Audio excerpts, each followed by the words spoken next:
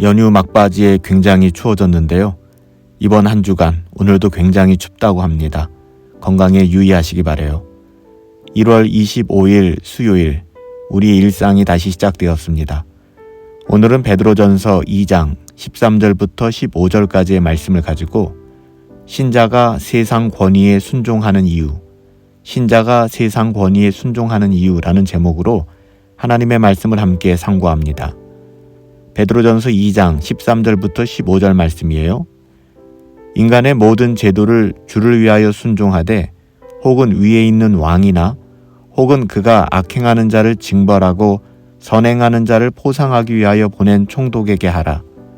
곧 선행으로 어리석은 사람들의 무식한 말을 막으시는 것이라. 아멘.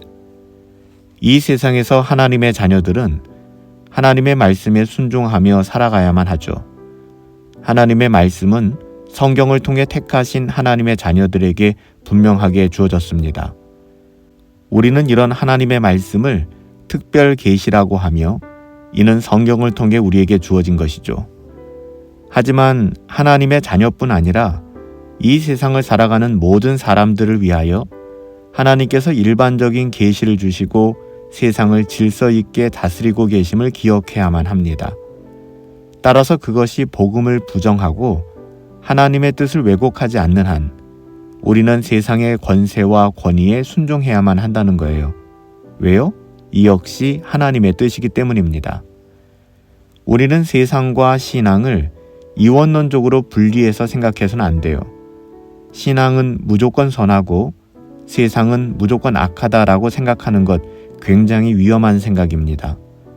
교회에서의 신앙생활은 선하고 교회 밖 직장이나 학교와 같은 세상에서 일들은 악하다고 생각하는 것 자체가 너무나도 잘못된 가치관이죠.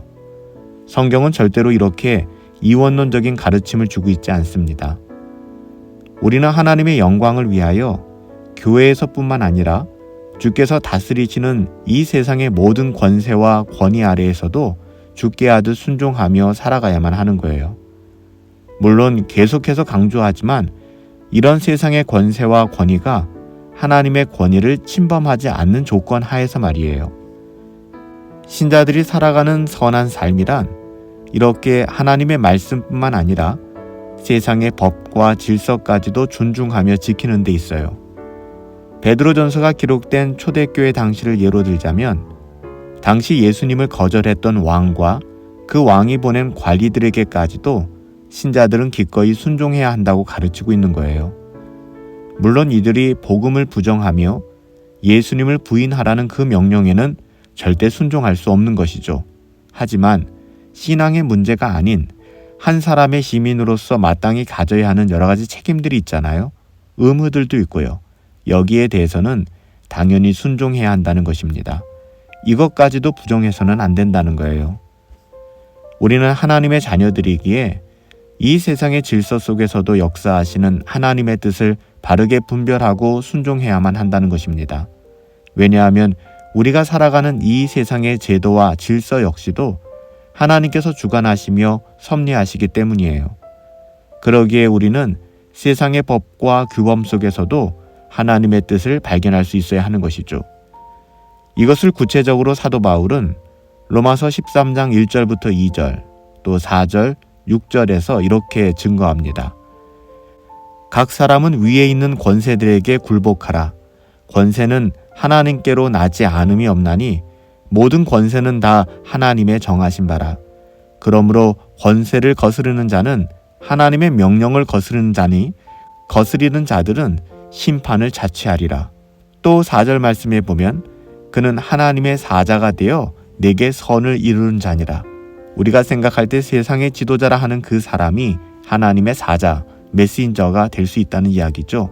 또한 6절 말씀에 보니까 저희가 하나님의 일꾼이 되어 바로 이 일에 항상 힘쓰느니라 이렇게 말씀하고 있어요. 사도 바울이 로마서 13장에서 증언하는 대로 우리는 세상의 법과 질서를 거스르는 사람들이 아니에요. 우리 모두는 하나님 나라의 백성이지만 동일하게 한 나라의 국민이며 시민으로서 이 땅을 살아가야만 하는 것이죠. 그러기에 이 세상의 기준보다 훨씬 더 철저히 하나님의 말씀의 법대로 세상의 권위에 순종하는 사람들이어야 한다는 것입니다. 하나님의 법은 세상의 법과 대치되는 것이 아니라 세상의 법을 포함하는 더 크고 완전한 개념이기 때문에 그래요. 따라서 오늘날 신자들이 세상의 법을 무시하거나 세상의 권위에 무조건 저항하는 것은 그건 하나님의 뜻이라고 볼 수 없습니다.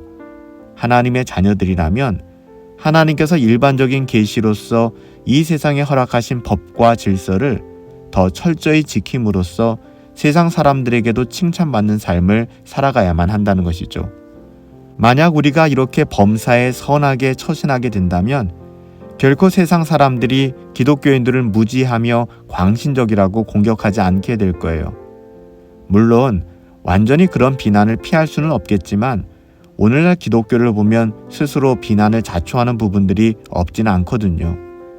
그래서 오늘 15절에서도 선행으로서 어리석은 자들의 무식한 말을 막으리라 라고 말씀하는 거예요. 여기서 선행은 앞선 13절, 14절의 말씀이죠. 신자가 더욱 철저히 선을 행하며 악을 미워하는 삶을 살아가는 거예요. 그리고 그런 위정자들과 지도자들에게 순종하는 모습을 보여주는 것이죠. 그렇게 된다면 세상 사람들이 성도들에게 아무런 비난의 말을 하지 못하게 될 거예요. 바로 이것이 하나님의 뜻이라는 거고요. 하나님의 자녀들, 저와 여러분들이 이 세상을 살아가실 때 이렇게 선을 행하는 삶을 살아갈 수 있게 되기를 축복합니다. 우리 모두는 세상의 법과 질서가 하나님의 뜻을 거스르지 않는 한 보다 모범적으로 이에 순종하며 더욱 철저히 지킴으로써 그로 말미암아 선을 도모하며 살아가야만 하는 거예요.